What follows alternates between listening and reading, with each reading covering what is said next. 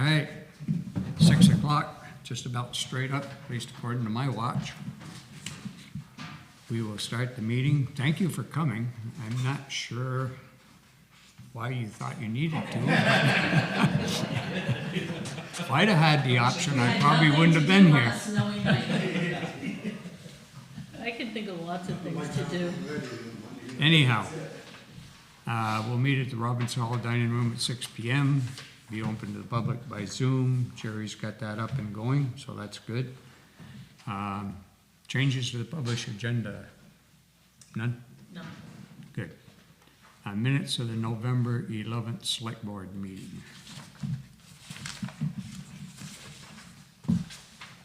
Got one for me, Calista? I know, it's in here somewhere. Yours is easier to get. Mine. No, the minutes. Yeah, that's easier to get through this part.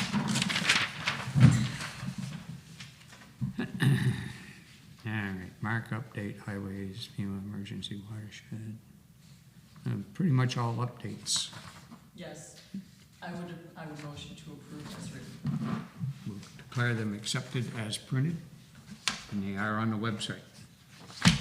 All right, treasurer's report. Give me my copy back. Please. Where's it? Be one less I gotta throw away when I get home. Yep. November treasurer's report. Revenue was $1,413,997.31. Expenditures were $2,392,215 even for a change. Balance at the end of November was $960,096.78. Delinquent taxes owed to the town is $91,606.85, and that number dropped by about $20,000 today. Great. Questions, comments? I'll move we approve them as presented. The $2,392,000, $2,329,000 of that was for the school. Pay Did you have for our assessment plus the first half of the state. We don't owe the state this year. We don't know the state this year? Well, okay, That's just that. all to the school. Yep, and just to put it out there and get it back in the minutes on the positions for elected officials that we're looking for this year is moderator for 1 year, select board for 3 years, listers 2 years and 3 years, 2 terms, auditors are 2 terms, 3 years and 2 years, trustee of public funds is 3 years, library trustee is 5 years, cemetery commission is 3 years, and there is a school board member that is up this time, and I don't know how long those terms are, because the school does that.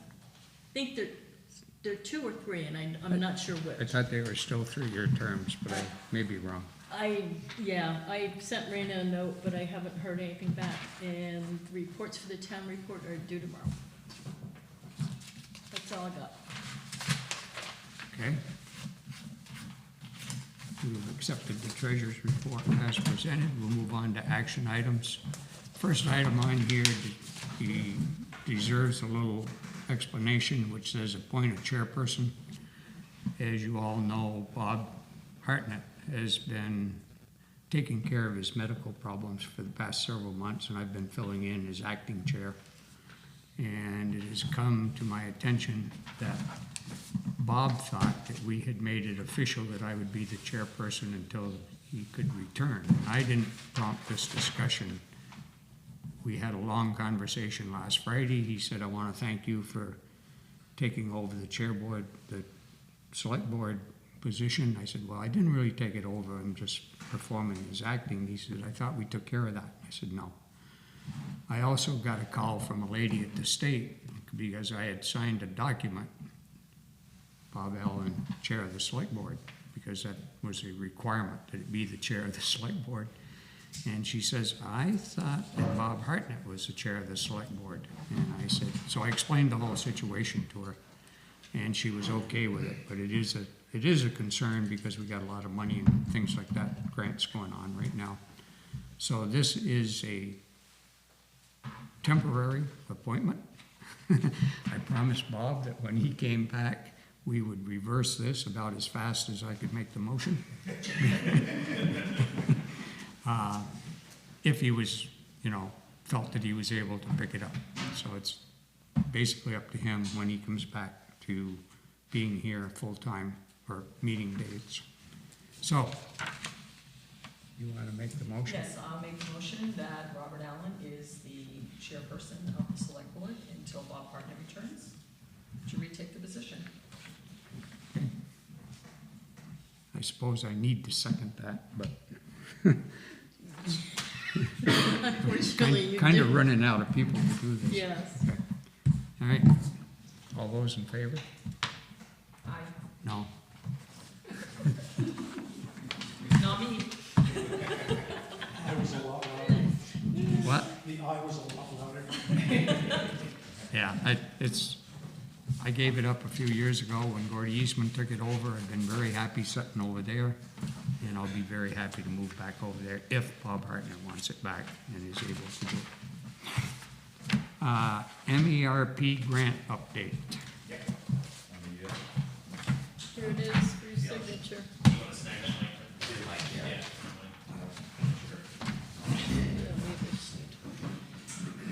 Does that work, Jerry? Yeah, you're on. Okay, great.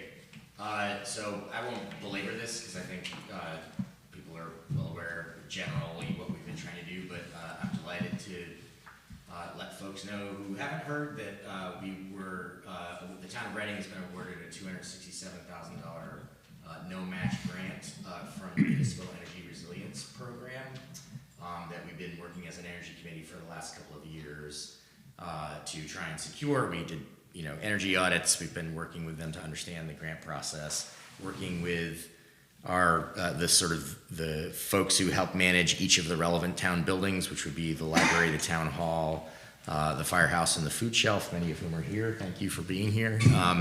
And thank you for being our partners throughout this whole thing to kind of define what would we want to do in each of these buildings as relates to weatherization and insulation, heat pumps as possible, efficient lights, et cetera. In the case of the food shelf, efficient refrigerators and freezers. I learned that one just died recently, so yeah, there you go. So I'm very happy. We're delighted that that's happened, and the process now is to actually have it signed. The grant agreement needs to be back to the state by next Monday at the very latest. If we get it past that, we don't get it. So, and I'll thank the select board too. There's been exchanges of information to make sure that everybody knew what needed to happen. So I'm really here just to answer any questions if there are any left. I guess maybe just the last thing I would say is the next steps would be if we were to sign this, that we would start to work with our, that is the Energy Committee as program managers for these projects, working with the relevant sponsors from each of the buildings to start to prioritize and then start to execute on those projects. So. There was an issue relative to being able to get some upfront money, and I sent you an email. Yep. Is that going to suffice, or do you need something on town letterhead, official, whatever? I would start with that. I think what you wrote would be sufficient, and we could include that in the email that goes with the signed agreement. And I think that would come from the town and probably from Callista. So if we can send the Robinson Hall lease, the signed agreement, and that justification requesting that, and we should probably ought to be a little more specific about how much we'd like to get. The default, it would be 20% of the grant. I think we would just say, based on these reasons, we would request 20% of the total grant monies, which would be roughly $52,000 to be sent ahead. They don't have a formal form or process. It was just make a request. Martha Harrison suggested it was a fairly loose system, and they were probably going to do it. They had originally told us all that everyone would get 20%. Hardship requests would get even more. but then they pulled back on that, so I think we just need something. And Bob, what you wrote, I think would be great. It Okay, clearly well- explains we've had a lot of cash going out. Feel free to cut and paste that any way you want, if you want to move it into another document or there's Okay, another okay. document, or if you need any clarification, let me Okay. know and we'll, Okay, I'll talk As with far Lisa and we'll as fix it up. As far as the new insurance certificate, yep, they will be out in 2 to 3 weeks. okay, I've spoken with them, they're in the middle of upgrading their system, so Right. nothing is available. right, great. And So- they get one automatically sent if they've had one in the past, which they have. Right. But I know we need to send it to them. Right, so I So think, they're going to send me one as soon as they're available. great. I think Bill wants to say something, yeah. Just one point to clarify for everybody. The grant amount is based on estimates that CX Engineering did at the beginning of this whole process. And as is true with almost every construction project I've ever been involved in, sometimes you get it right, and most of the times you don't. The number's either too high, too low, or whatever. So the approach we're gonna take with each of the building representatives is to say, let's just figure out, priorities based on the grant award and work our way down the list. And if there's any money left over and another building is short, it can be spent on another building. And if all I'm also trying to say is there may not be enough money to do everything that you saw itemized in that contract. So we'll get as much work done as we can. We'll follow the town procurement process in doing that. And over a certain amount, it's a closed bid process. And under a certain amount, we'll solicit competitive bids from local reputable providers and do our best. And obviously, each building sponsor is gonna, in effect, have to make the final decision. Yeah, let's, do this and go ahead with it. We're gonna try to get as much of the legwork done, but the building sponsors are still in the driver's seat on this stuff.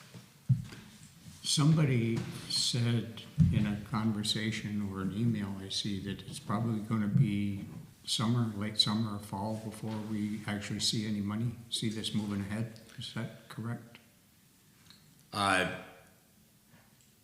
I wouldn't say, I don't think we really know exactly what the timeline will be. There, for two of the buildings, so for the town hall and the library, there's a historical review that would need to be done on the proposals. And there's a memorandum of understanding between BGS and whatever the department is, Department of Historical Preservation, whatever that, I can't remember. It is, right? DHP. Yeah. They have a memorandum of understanding that they will expedite reviews related to this program. But there's a requirement that you basically resolve that process within a 6-month period, ideally. So for those two buildings, that would be almost the first thing we would do was, again, work with the building sponsors. This is what we had funding for. Here are the things that we would contemplate. Let's get those into the review process. It's actually the food shelf, there's 3 buildings. Oh, okay, I'm sorry. Yeah, That's right. okay, yeah. So we'll go through for all 3 of those. Firehouse doesn't apply. But especially if we were to get the monies up front, I wouldn't see any reason why we wouldn't move faster than that on the highest priority projects for at least the firehouse, some of which we could take. I'm not 100% sure the Historic Preservation Department understands the volume of work they've just agreed to involve themselves in, because they're notorious for being slow as molasses and getting anything done. Little contact they've had in the past. Unfortunately, they're going to slow down the process. It's inevitable. True, and they have created a matrix for this program where you can basically look at, like, this is what I'm proposing, and it kind of takes you to, like, this is going to require a review or it's not. Like, for example, if you're doing heat pumps and you're putting on the back of the building, not on the front or sides, it's an expedited or may need no review whatsoever. So, like, things like that. That's a help. So we're going to work with Martha, with BGS, to figure out, okay, this is what we're thinking about. How do we structure this to have a conversation with them or get the right information? Right. Bill, thank you for the clarifications on that too. So Callista has everything that she needs to sign currently and hand it to you? What I would say is scan it all, or I don't know, send it to BGS at that email address. I have a whatever Yeah. email it's supposed to go to. Yeah, so it would be the signed agreement, and again, I think all the information in there was probably correct, but I wanted you to look at it. It was sections 1, 3, and 4, pretty simple stuff they'd filled out, but I just want to make sure. that gets signed. That should go, you know, before the 16th. If we've got the lease, that's great. We know about the COI, I would just get the other two things sent out because And that'll be you'll send sufficient. me an updated whatever request for money to go with that. So what I'll do is I'll take your email, I'll sort of do a little, you know, pasting some things together so we can put in a 20% request, et cetera. Does that go with this? And I, grant? and I think, why don't we just send that right along with it? And that can also come from you. I'll CC you both so you can see what it is and make sure you're comfortable with it. But it would, so we'd be representing that you were saying that that's what, between the three of you, whoever's the representative was saying that we need that. And that would be it for now. The last thing is that AUF form that was in that package, that's basically the language is not right, we shouldn't sign it. They're basically asking us to say that we've spent the money according to what they said, but we haven't actually spent any money, so we shouldn't sign it, and they're aware of it, but they haven't fixed it.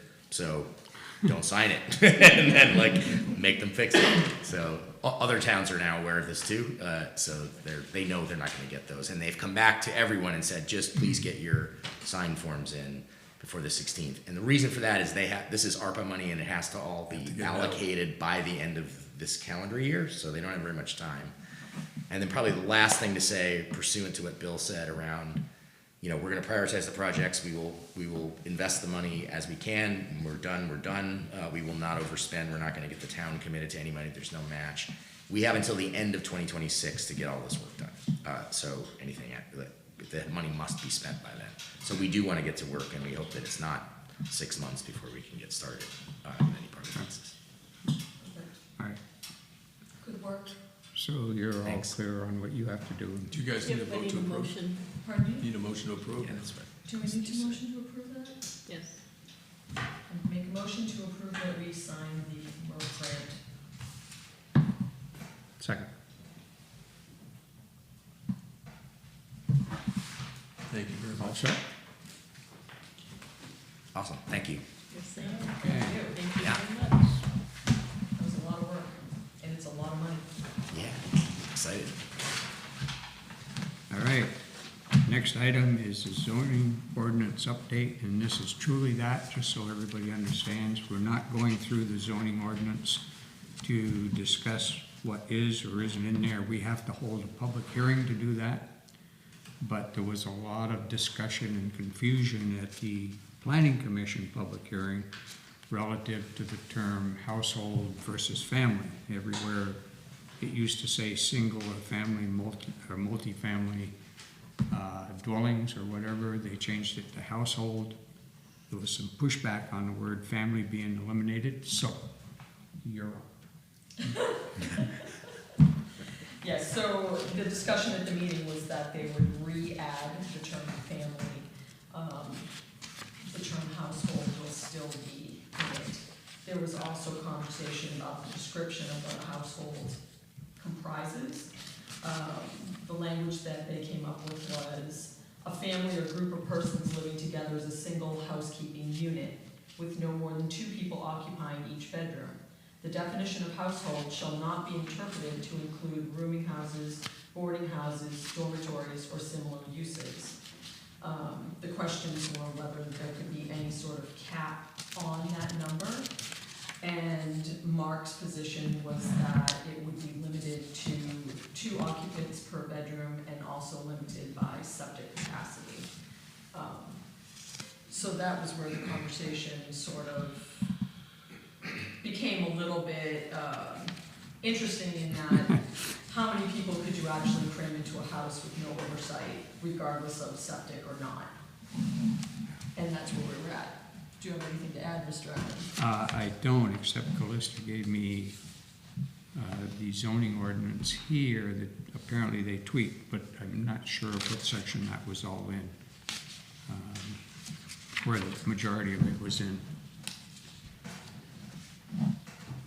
And I guess my thoughts on the matter were that a lot of this revolved around 2 or more people living together that weren't married, didn't meet the definition of family or something like that. And frankly, that's been going on in Reading for the past 70 years that I know of, here, there, and everywhere. And for the most part, people that have lived together for any length of time, I considered them as a family. They were together, they shared duties, I would assume, shared resources. So it never even entered my mind that that would be an issue, the word family would be an issue. And so anyway, apparently it is in some sections of the state. I hope that it's not here in Reading. But if you know what section that was in, I'll just check to see what they've said here, Lisa. That was, actually in definitions. Oh, and definitions. I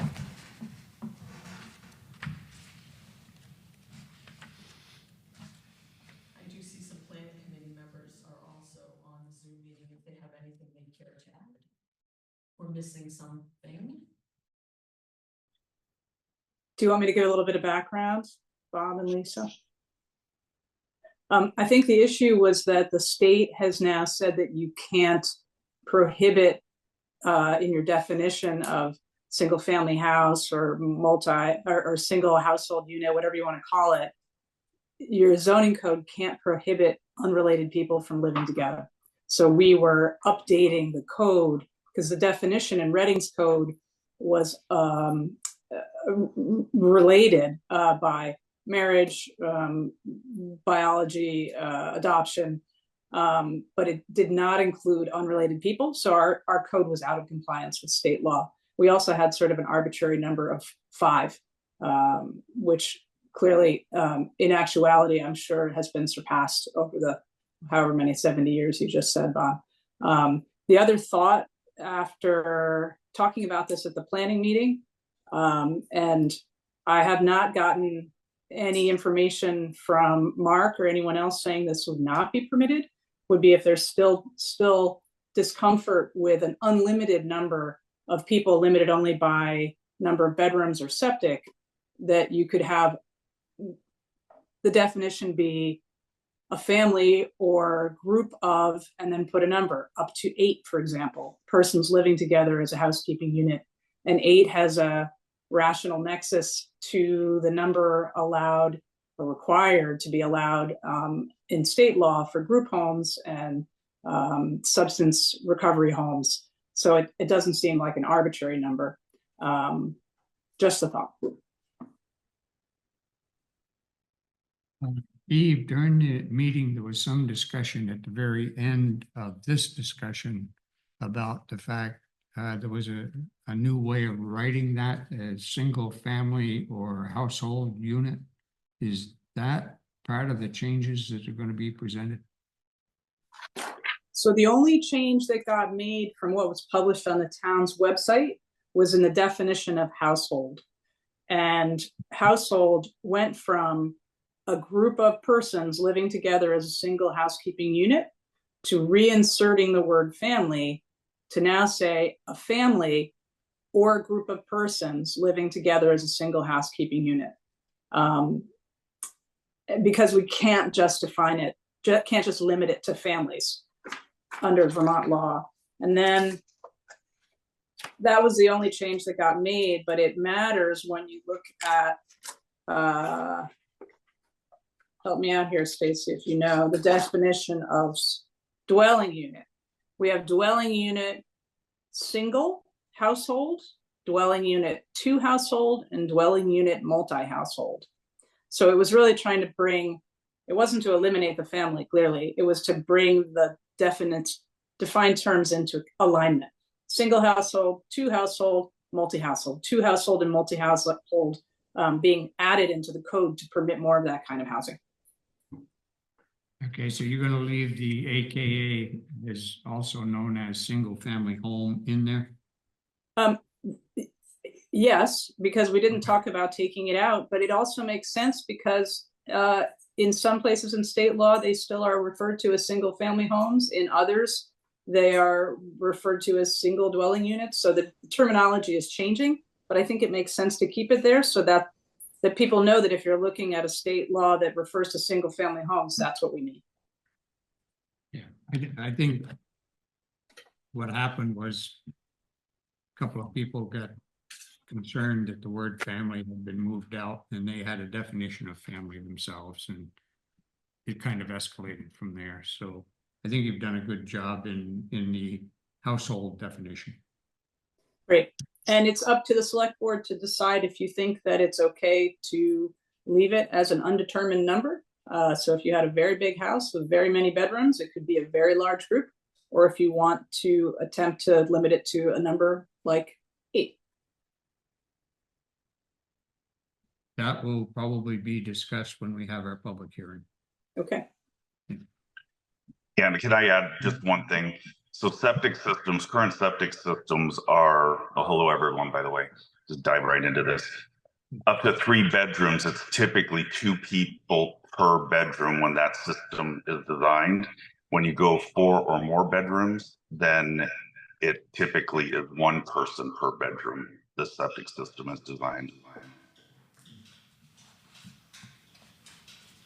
Okay, you got anything to add, Lisa?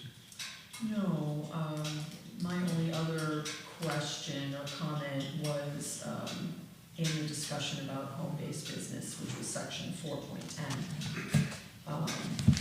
In that basic conditional use, they had 4 or 5 bullet points underneath that. Some of the wording I felt seemed a little excessive. Screen all external storage of supplies or equipment from any adjacent highway or dwelling unit with fencing or landscaping. I can think of probably 5 home-based businesses in our town who currently have equipment, vehicles, whatever. I don't find it offensive. I think that it's quite appropriate for a country town such as ours to have a logging company or, you know, a carpenter or a haymaking business, and I don't necessarily know that that needs to be addressed that specifically, but perhaps that's just a personal feeling on that, but if you have any thoughts on that as well. Actually, I hadn't given it any thought. Some of that discussion came up during the planning commission meeting, and the other part, the family versus household, kind of took over my brain, I guess. Understandably so. So I didn't really think much about it. One thing that has been taken out of here, and I don't want to get too deep into this tonight because we got to have a public hearing. One thing that has been taken out of here that will take effect is home occupation, where it's one person working from home, doing certain things. And in Reading right now, I suspect that there are a lot of them, and we don't even know who they are, and there's no way of finding out. Because the zoning administrator is not going to go door to door and say, hey, are you working on your computer? Doing business. So if I can, home occupations are still in, Bob. That's been tweaked a little bit with suggestions from Martha, but those are still in. It's in section 4.9, right above home-based business. And I mean, it's worth looking at it. And likewise, the other, you know, in home-based business, you're right, Lisa, that was another big part of the conversation. And honestly, I think those are the concerns that were discussed are worth looking at again at the public hearing. It's certainly not the Planning Commission's intention to limit anybody's existing business or make it hard to do business in Reading. You know, to protect all the neighbors and make it a pleasant place to live, absolutely, but not to clamp down on anyone who's running a viable business and is trying to have an economics concern. 4.9. Page 37 and 38. And Stacy, feel free to add to that if you want. I don't mean to monopolize the conversation. Yeah, I think the overwhelming theme to all of the discussions that I was involved in through this process was we wanted to be more accommodating to everyone in town. And we wanted to take anything that could be used as leverage by one neighbor towards another neighbor out of the equation, or at least soften it. Yeah, within reason, so that everybody can live their lives in a comfortable way. But people who want to do their jobs and are, especially ones who are already doing their jobs, it's not our intention. So there may need to be some more tweaking around screening all external equipment. And in home-based business where it says no external evidence, that was a suggestion from Mark, and it's a new requirement, and perhaps that should be looked at again. I would agree with that. Yeah. I do see that home occupation does not require a zoning permit, provided that it will, and it has 6 points on it. So that would be taken out of the permitted uses, because people assume that if it's in the permitted uses in each of the zone, they need a permit. Yeah, so we have to go back and look at the chart, and you're right, maybe that's better done at the hearing on the fly now. Yes. But let's take another look and just make sure it fits together. Well, they've all been crossed off and something else put in their spot, so I'm assuming they will not be under a permitted use. They'll be just as part of the home-based business. In the graph. Yeah. It's been all crossed out, because it doesn't require a permit. Yeah, I think that's right. It's only so much I can hold in my head at one time, but I think that's right. Okay, again, I didn't want to get too deep into this, but we got even deeper than I thought we would, but it was a good explanation. Good. When will you formally send us the zoning ordinance as you wish us to review it? Already done. What's that? It should have been, I believe it has already been sent to the town clerk. If you Which haven't is received it, let me. here. Okay, so we have received the zoning ordinance as you're prepared to have us adopt it with the changes that are marked up in here. Yes, although with the caveat that with that other question that came up about home-based business and external evidence, I think that bears some more consideration. Okay. Reason I ask is we have to post a warning for the meeting, much like you do, 15 days in advance. So I'm not sure that it'll make the January meeting at this point in time, unless. So I believe, Calista, correct me if I'm wrong, I think you have everything you need, right? You're not waiting on anything from us. I don't know, you sent that. Are you, I mean, I guess the question is, are you ready to present that to the select board as is? Yeah. Yep. Okay, Then that's the way, then that would, until, okay, then, yep, the only thing I'm waiting on is the warning that needs to go in the paper then. okay. So then my question would be, if we are having a motion to have that hearing on the January 13th meeting, if there are any changes or conversation during the hearing that would affect any changes, we still have to be on a deadline to get that done by the end of January, correct? So that we have that grant. Yes, if they are minor changes, we can make them.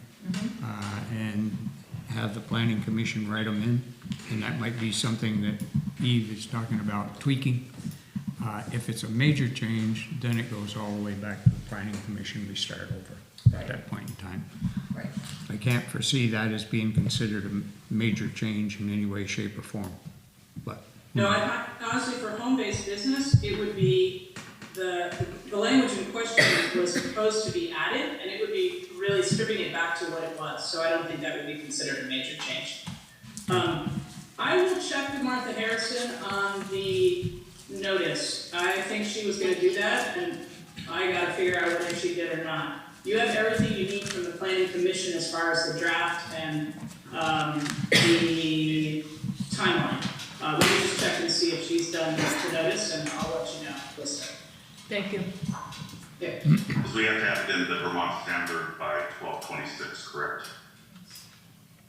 Yes, it's actually, I think that's right after, I think the deadline is the Friday before that one because of the holidays. 5 to 6, and 6. Yeah. Okay, just one thing, Eve, if Martha is gonna write this warning, we're gonna have the public hearing at 5, select board meeting at 6. Okay, I'll let her know. Okay. Highway status. I don't think Glenn's on. I expect he's in bed. He's planning on coming in at 3 or 4 in the morning. Nothing has changed. We've had a couple of snowstorms. We've been down an employee for 3 or 4 days. Well, he's been out in Montana. His daughter was having a baby, and he and his wife went out. And he is supposedly back this afternoon or tonight, depending on. You can get in. I don't know where he's flying into. I thought it was Boston, but I'm not sure of that. So anyway, we'll be back up to full force tomorrow morning or sometime tomorrow. Everything's going reasonably well. I will say this, and this is just more for you and I than the audience, but I'm going to say it. Yesterday, well, I'll back up. We applied for or posted for an additional man to go back to a 3-man team. And after interviewing a couple of applicants, Glenn said, I believe that Scott and I can handle it as a 2-man team through the winter with no major issues, as long as we have Dylan, who's willing to do the parking lots and some of that stuff if it's a major storm. So we adopted that thought. We stopped posting, we stopped interviewing, or we didn't have anybody else left to interview. But in regards to that, I'm going to say that yesterday, Glenn and I plowed and sanded every road in town in about 6.5 hours. And part of that is due to his having that larger truck, and when he puts on a load of sand, he can do almost all the roads on the north end of town without coming back to the barn, which is a big plus, rather than making 2 or 3 trips to get it done. But, and that 6.5 hours includes his pulling me out of the ditch one time. So it was really only a 5-hour job. No, it was less than a half hour. But he come in and told Calista had been done a lot quicker if he hadn't spent all this time getting me out of trouble. But anyway, so we're moving along. Not much more to say on that subject, unless somebody has a question. We'll move on to FEMA update. We had a meeting this morning with FEMA and a couple of people from FEMA. And the end result was he gave us an update as to where the projects stand. We are currently, we have submitted everything that we need to submit. However, they still come up with a question now and then. But we are currently down to 1 issue on Tyson Road to get resolved, and none on the other 5 roads, right? Nothing yet. We have one that is going to be obligated probably tomorrow. Right. So that leaves only 2 projects left that have not been obligated. And because we're at this point, he has changed our meetings from weekly to every other week. And he says, we don't have much to talk about, so there's no sense in meeting every week. So that's a good thing. We are really coming to the end of that tunnel. Other than getting the money out of the state. Details.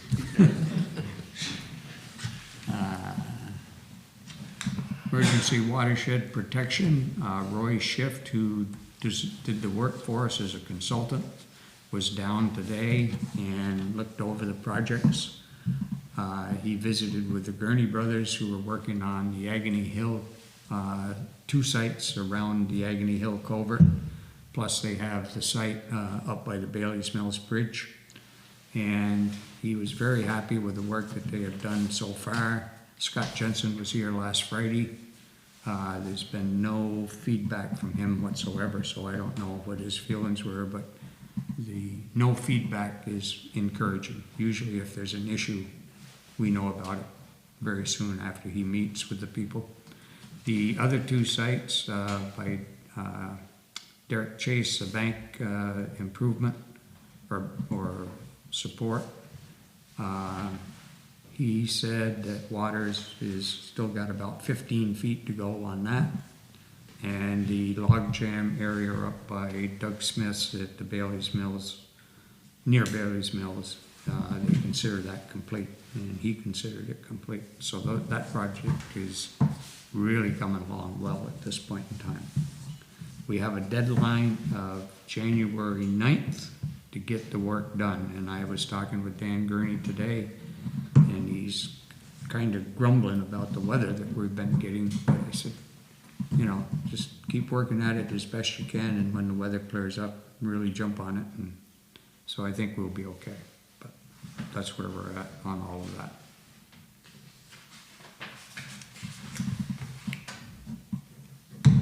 APRA fund update. No change from what I told you last month to any degree. However, I got a letter from the lady at the VLCT when I asked her how we obligated these funds. And the first thing that she told me was that we could not use the APRA funds for the fire truck. And the reason for that is because it was an existing bill, if you want to call it that. Existing condition? Yes, it was purchased or ordered prior to the APRA funds being available, and they cannot be used to pay down debt. That's one of the conditions. Long story short, by the end of the conversation and talking with her, her comment was, Bob, there may be a workaround. She says, send me your APRA information, which I have done, and I will see if we can work around this. Because I told her, I said, you know, I don't want to give you back $100,000. And she said, well, I don't want you to, but we have to do it so that it is correct, because there will be an audit, or maybe an audit, I should say. So just today, I got the question, did we make a down payment on a fire truck? And if so, how much, and how much do you still owe? That's gone back, and we'll see where that goes. We've got 3 weeks to get this done, and I'm pushing. I send her an email every day now. I was hoping to be able to do that tonight, but we don't have anything, so we'll have to have a very short special meeting sometime between now and the 30th or 31st of December to obligate the funds. And just having a purchase order or having a project, it does not qualify as obligation. Does it have to be a contract or a quote? I think it has to be a contract. That's what I thought, John. Yes, I have a question for that. We have a couple things left for the Bartlett Field, ARPA funds. There is the rebuilding of the sign, or a new sign to replace the old one. There is, what was the other thing? There's some tree trimming to be done as well. I have quotes on both of those things, but I don't see how I can get a contract for us. Well, hold on that, John, until we hear what her workaround is, Okay. because she knows all of that data, what's left over in every single department or every single project that we have defined. The big one being the fire truck, obviously. But she has all of that data, and if there is a workaround, I'll let you know what that's going to be. And if there isn't, we'll scramble and see if we can get a contract with somebody to help you out. I don't know what we'll do about the other. I think it's $94,000. Well, it's $44,000, but we paid $50,000, and that may not qualify. So on the fire truck, so that was kind of a gotcha. What's that?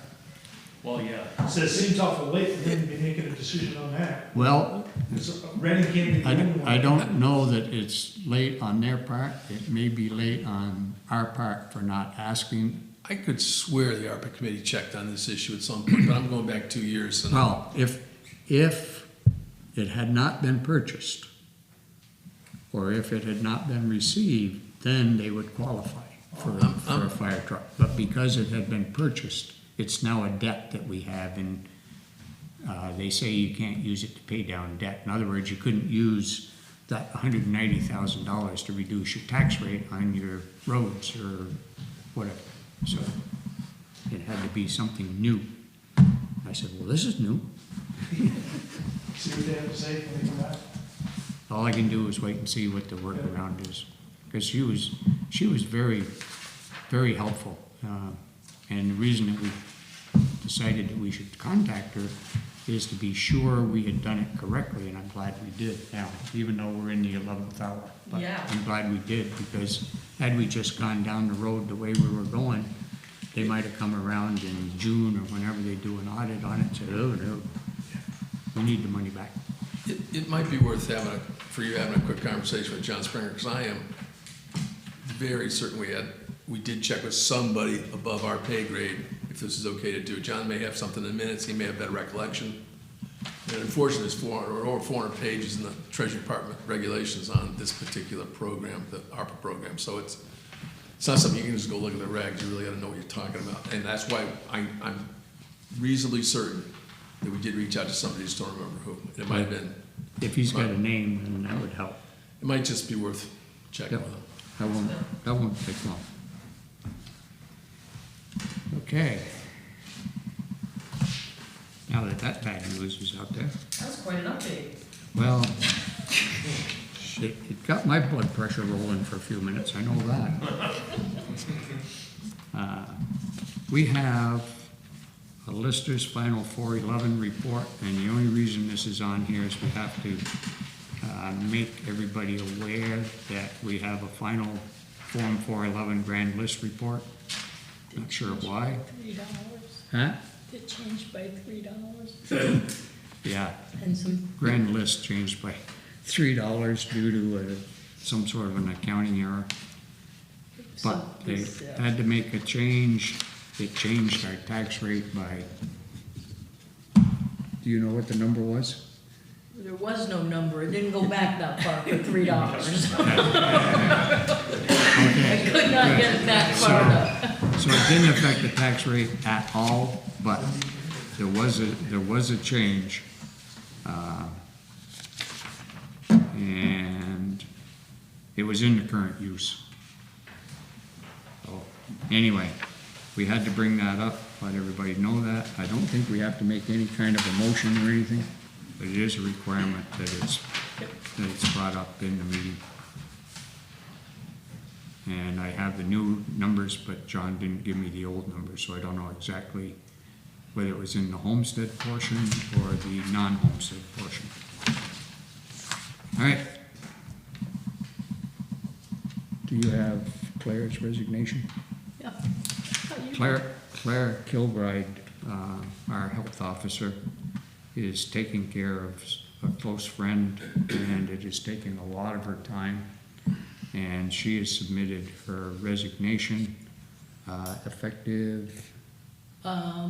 She said that she would continue until we found a replacement. Okay. She would not leave us high and dry, just as a continue until a replacement is found.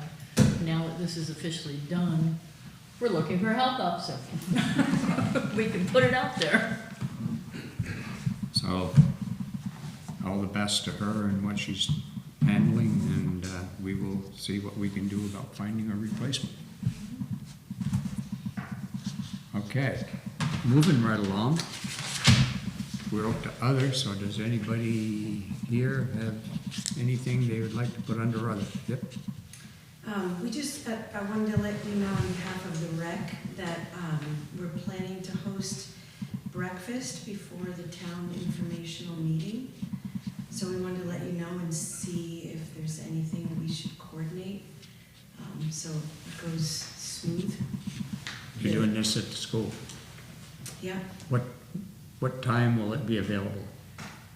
So is the meeting gonna be at 9? I think it was 9 last year, right? Yeah. Yes. Yeah, so we talked about probably at 8. You will need to do the form for the school for use of the kitchen and stuff if you're using it. The only thing that we've done is for the tables and chairs that we always do. So Okay. anything else you need to go through the school one. Okay. Joe, I think Joe has all the form, has the form. Okay.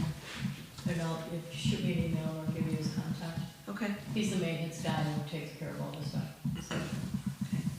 So, You're gonna have a charge or donation? We haven't formulated all the details yet. We're thinking it'll be free, and we're thinking similar to what the PTO has done. They've done kind of like a potluck, where the rec. What we're thinking is the rec will do the primary donating of the potluck items, and then invite people to bring whatever they want, and then just have a free. But I'm sure you folks will take care of it on your posts or minutes or whatever. Yeah. Yes. As far as we're concerned, I think it's great, or I'm concerned, I think it's great. Yeah, absolutely. Thank you. Yeah. Anything else? Mr. Well, Vittle? I think Callista has a letter, but I met with Wade Mashure from the VLTC about Oh, I might have. about the pond, the possibility of putting in a fire pond. And, Yeah. he was supposed to have the lady Susan at their office draft up a letter of the conversation the two of us had, but as of right now, there is no charge or no obligation for the town to do anything or have to pay anything extra. The only thing that would be is if for some reason we decided that we were gonna put in some kind of a pump house, if the select board decided, well, maybe we should insure this. He said that would be the only additional cost you'd have, if in fact you went that direction. Okay. So at this point in time, I think we're gonna so nothing's gonna happen until we have warmer weather, but I think we'll pursue and just get some more ideas, get the, Troy Dare involved from the hydrant group, just to see if he can, give us, because they have minimum, for putting money towards this, they have a minimum size that they require. So I'd like to find out what that is and see how that compares to what we're thinking. But anyway, there's no additional cost for those guys. And that letter should go to Callista. You guys have a copy of it to see that. Okay. Yeah, I might have got an email from her, but I'm not sure. I think you did, because she CC'd me on it. That sounds like me. That sounds like me. I've been hanging around with you too long. I think she did. I think she CC'd it to you, or CC'd me on it, so. Okay. If I can find it. I'll find it, I'll find emails, it'll be- it. I'll find it in there. Yeah, I'd say it, so, yep. Yep. Anybody else? Any other? I got just one thing, if you don't. We had originally planned to have a budget meeting next Saturday, and Lisa cannot be there next Saturday. Plus, we have a lot of, not a lot, we have insurance information that we have to get. We've got to be sure we have that before we have another meeting, otherwise there's not any sense of having it. So stay tuned, we'll let you know when it's going to be, but it won't be this coming Saturday unless your plans have changed. No, they have not. And I don't we know. don't have the information from the insurance companies. I don't know if I'm gonna have it by then anyway. Okay. Yeah. All right, we did very well last Saturday. For those of you that weren't here, we got down through everything except fringe benefits and income is pretty simple. So we're in good shape once we get the insurance information. And there was a couple of other, no. Mr. Vinton. I'm pointing right at you. Okay, gotcha. Hot seat. Yes, and no. Dispatch fees and ambulance from Windsor. She just texted me today about it, so I'd have to call them. I've got to find out what the numbers are. I guess I'd get them out of the town report from last year, but I haven't talked to them at all. Yeah, I Yes, I will. sent you an email this morning. Okay, and the other thing is, going back to highway, since that, just before that storm on Thanksgiving Day, there was some sort of a situation in the area. Our truck radios are not working. Any of them. It's not one radio that's bad. You can't talk to each other. None of them can talk to each other back and forth. You can sometimes get a person, but half the time you can't one or the other of them you can't understand. We'll talk after the meeting. Okay. There's some testing you can do to figure out what's going on. Yep. Yep. All right. I have a couple small things that. Sure. Sorry, I didn't mean to take over. I know, cheapers, no. So in regards to the budget meeting, it did go really well the other day. We probably had about 10 people here. One question that was asked by Mary Hartnett actually was whether we could provide what the different organizations had spent of their budget. Because essentially the question was, if they're asking for $500 to be added to their budget, what do they have currently, and how much of their budget have they spent to be making another request? So I feel like that would be actually pretty beneficial to be including when we're having those discussions, if that's. It's not part of the budget, but we can do reports Mhm. to show. Yeah. It's not part of the budget because those are all individual accounts. Yeah. We also received a request from Gavel TV, and probably not a time to have a conversation for it now, but maybe we can revisit that at the next budget meeting. Yeah.